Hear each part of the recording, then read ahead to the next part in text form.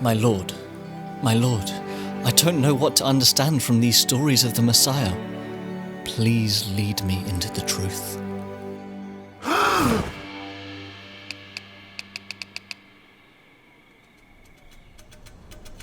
Hold on, I don't think I've ever seen Ali use emojis on WhatsApp.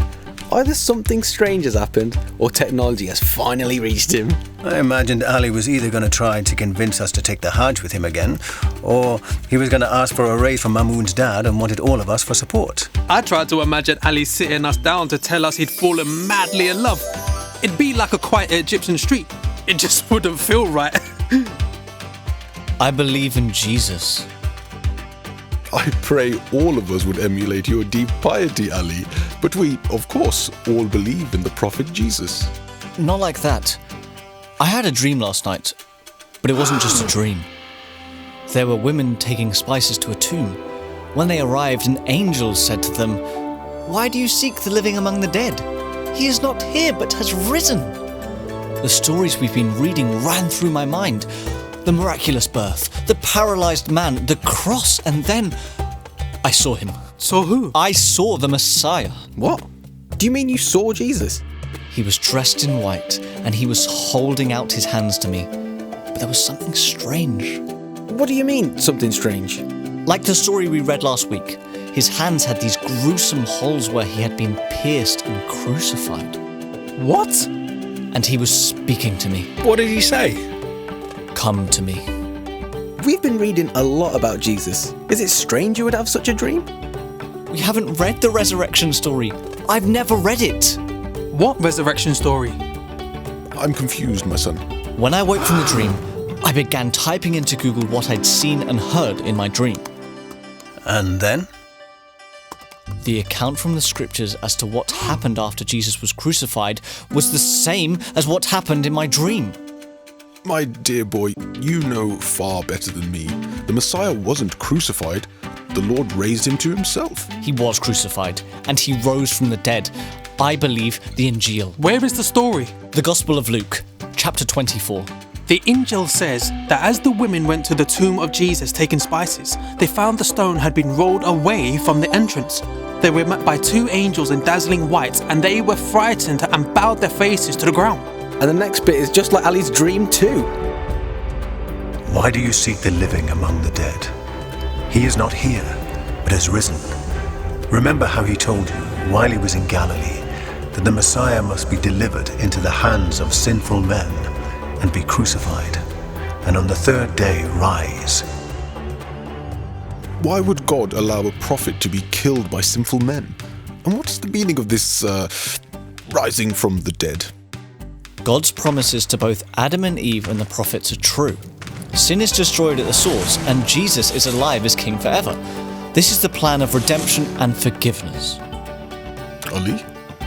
Beginning with Adam and Eve, God's people offered sacrifices to honor God and remove the consequences of their sins. Though they were sinful, sacrifice allowed them to come back into right relationship with God, but the Messiah was the perfect substitute sacrifice.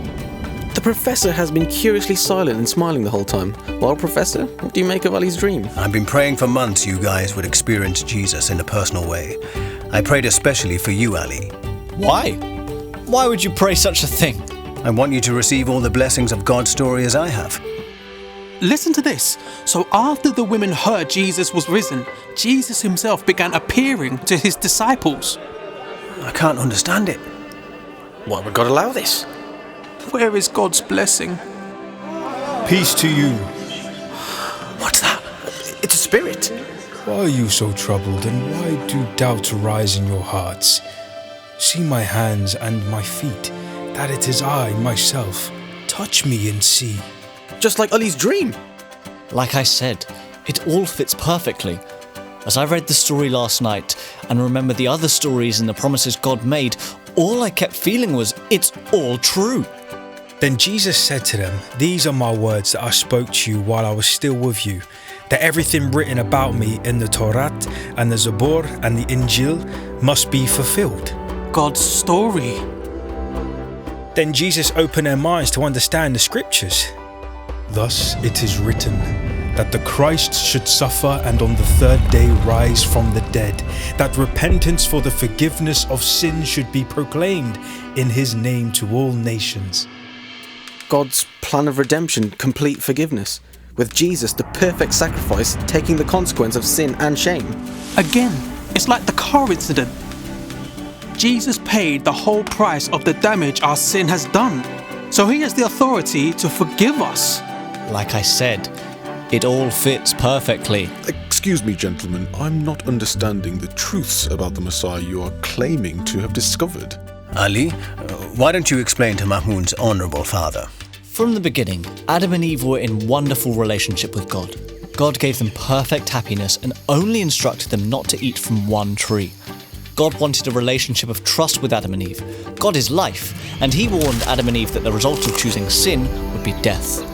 But Satan deceived them. They didn't honor God with their trust, just the opposite. The world became filled with brokenness, sin, and death. But God still loved the people very much, and he didn't want to punish their sins with death. Through the prophets, God taught the people to offer sacrifices. Sacrifice was how the believers were to confess to God they had sinned, that they couldn't cover their own shame, and they deserved death for dishonoring God. The animal received the consequence, and the believers received forgiveness. But the prophets knew the value of an animal couldn't carry the full consequence of their sin and restore God's honor. And they prophesied about the one whom God would send, the Messiah, who would live a completely pure life without sin, and who would suffer and die for the people, be raised by God as king, and be able to restore people back into a right relationship with God forever. The happily ever after, like Adam and Eve before they broke trust with God. How do I become a part of this? Through trust.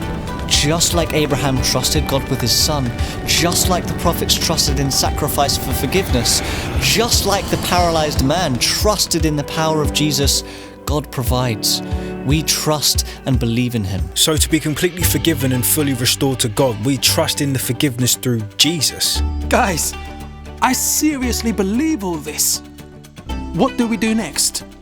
Boys, if this is the truth, I think there are many people who need to hear this.